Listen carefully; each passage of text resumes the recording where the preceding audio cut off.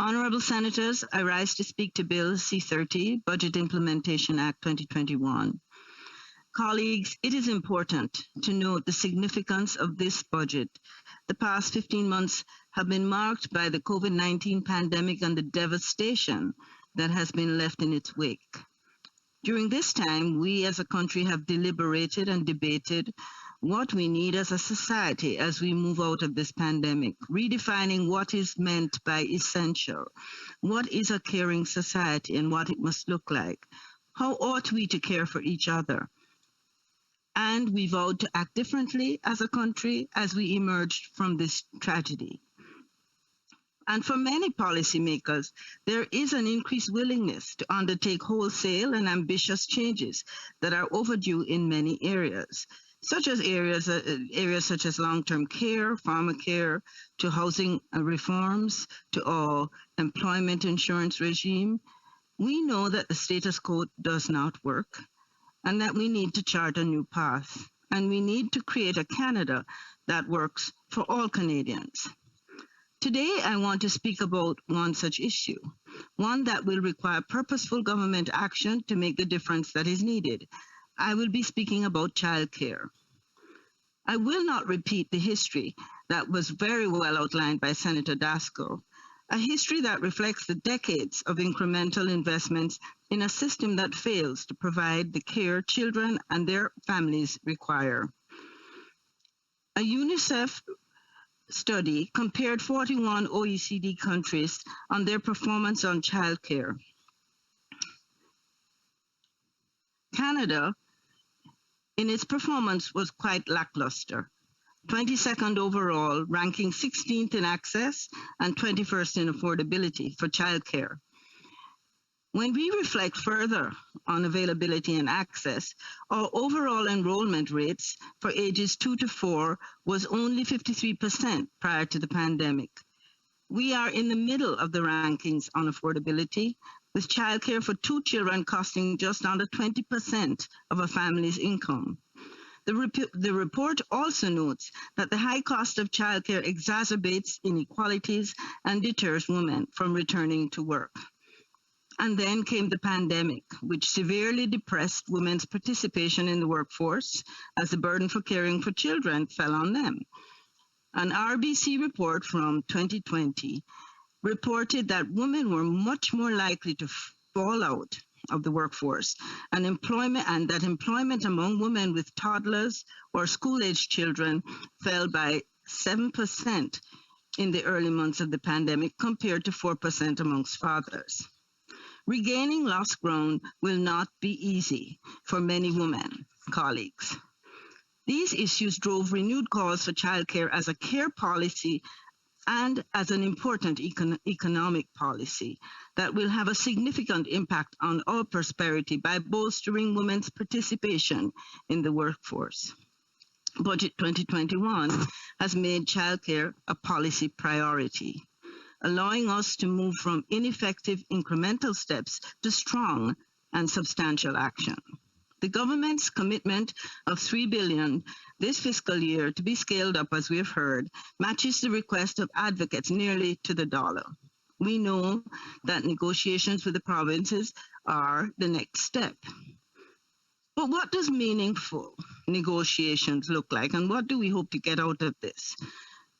I would like to share with you a vision for action that I will take from an article co-authored by Mrs. Margaret McCain, the 27th Lieutenant Governor of New Brunswick, and author of the Early Years Study on Childcare and Early Childhood Education. Along with this, I'll present evidence received from the Standing Committee on Social Affairs, Science and Technology during its study of the Division 34 of Part 4 of Bill C-30. First, in terms of a vision, childcare ought to be a non-mandatory entitlement starting at 2 years of age. This would effectively extend education by properly recognizing the pre-elementary tier. Childcare should be accessible, available whether or not parents are working. Childcare is an entitlement that will significantly benefit children's development and increase their potential.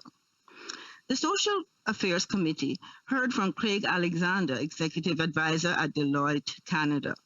He proposed that in a province such as British Columbia, where over $1.6 billion is spent on special education annually, early childhood education would be key in better preparing children for school, fostering better cognitive development, and producing significant long-term savings on special education.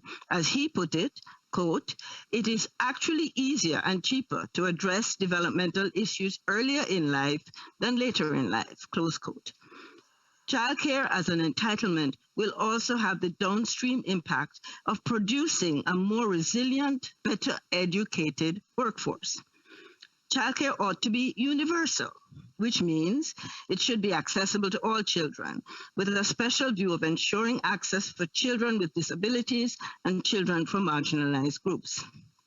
Moira Ballantyne, Executive Director of Childcare Now, shared with the Social Affairs Committee that making childcare universal is a key strategy to increasing social inclusion and strengthening the Canadian cultural mosaic.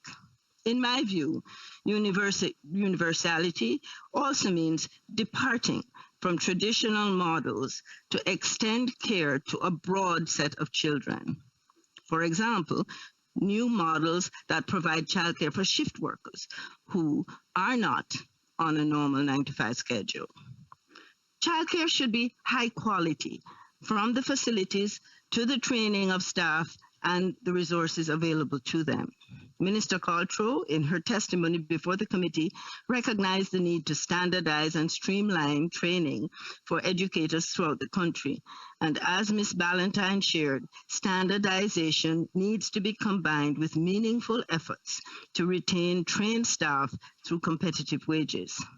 The topic of training was also a feature of the committee's report, where we welcomed the proposed focus on training and education standards for workers. Beyond training, every child should be cared for in a high-quality facility, which provides an avenue for direct involvement for the federal government, who would be providing capital investments in infrastructure for childcare. And childcare should be publicly funded so that the childcare operators do not depend on parents for their operational costs. This has the impact of lowering the cost for parents and ensuring continued care for children should a parent lose work. Ms. Ballantyne shared with the committee that direct funding of childcare in Quebec not only reduced costs, but led to better quality of care. And finally, childcare should be publicly managed. For the last few decades, we have seen market pressure fail to provide accessible and affordable childcare. Childcare must be handled by the public to ensure proper distribution of resources, accountability, and transparency. This last point begs the question, what is the role of our federal government? I believe that by making childcare a centerpiece of the budget and elevating childcare as a policy priority, this government has already demonstrated leadership.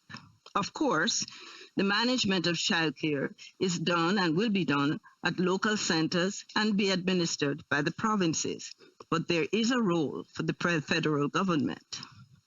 The 2017 Multilateral Childcare Framework, which contains many of the same principles that I've shared here, demonstrates that the federal government can play a role in setting the standard on the scope and the principles for childcare services in the provinces.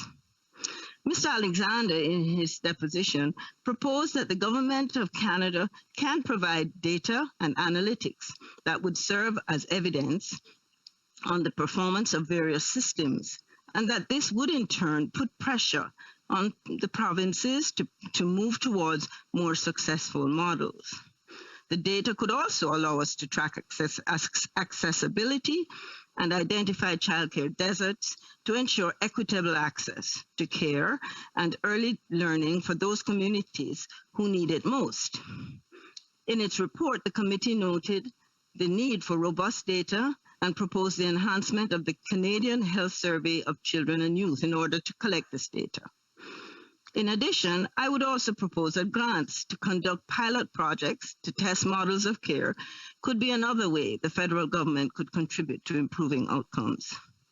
We heard from Professor Ben Boussenkool, from the professor of practice at McGill School of Public Policy, who proposed that the government of Canada should reform the child care expense deduction to make it more generous to low and middle income families and to convert it to a rebate that is received monthly.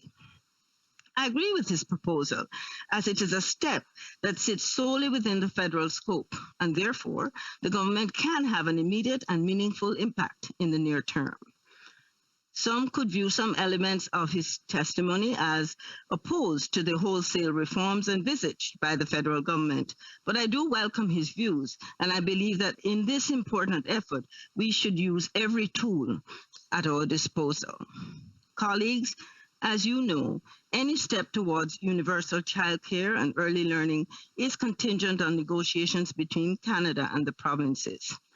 There are some positive signs of progress and past agreements that may provide a foundation for discussions. Nonetheless, I am concerned that more than 2 months since the budget, there have not been any announcements on the state of negotiations, and it is my hope that we'll hear soon some news. As I conclude, colleagues, although this budget is not perfect, it demonstrates that to move toward meaningful solutions, we need to get the right people to the table. After many decades of activism, it was Canada's first woman finance minister who made the commitment to universal childcare.